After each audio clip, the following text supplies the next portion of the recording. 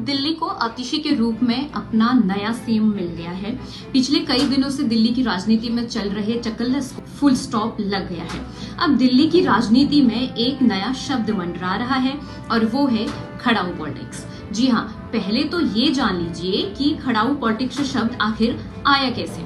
थोड़ा सा फ्लैशबैक में आपको ले जाते हुए बता दूं कि कुछ दिन पहले आप सरकार में मंत्री सौरभ भारद्वाज ने एक तड़कता भड़कता हुआ बयान जारी किया था, जिसमें उन्होंने कहा कि ये बात मायने नहीं रखती कि सीएम की कुर्सी पर कौन बैठेगा।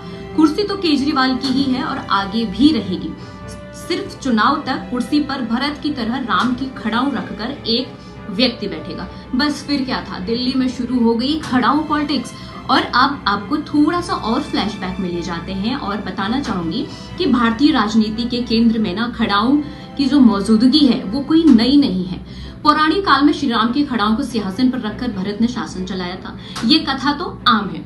इसके साथ ही कई ऐसे उदाहरण भी हैं जब पैर में पहनने वाली वस्तु की तवज्जो सिर पर पहनने जाने वाले मुकुट से ज्यादा आकी गई।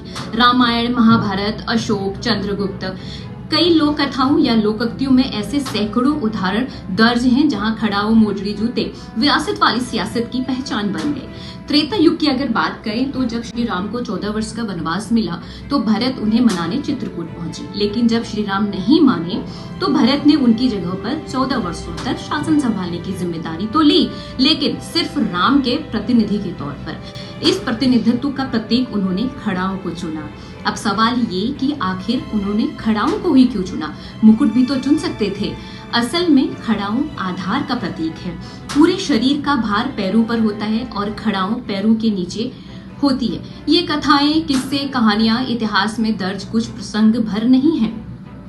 ये अपने आप में एक दस्तावेज भी है जो न सिर्फ मानवता का मूल मंत्र है बल्कि राजनीति और राज्य के लिए एक तंत्र का काम भी करते हैं।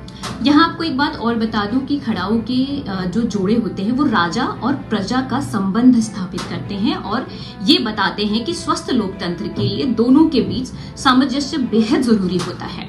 जैसे एक खड़ाऊ खराब हो और खो जाए तो व्यक्ति एक कदम चलना थोड़ा सा मुश्किल हो जाता है, वैसे राजा और प्रजा के बीच राज्य भी प्रगति नहीं कर सकता अगर उनके बीच सामंजस्य ना हो। इसलिए राजनीति में मुकुट से अधिक खड़ाऊ की प्रासंगिकता रही है। भारतीय राजनीति के केंद्र में खड़ाऊ के महत्व। इस टॉपिक पर आपको ये जानकारी कैसी लगी कमेंट बॉक्स पर जरूर बताएं। और हाँ, अगर किसी विषय पर आप जानकारी जानना चाहते हैं तो वो भी हमें कमेंट बॉक्स पर जरूर बताएं।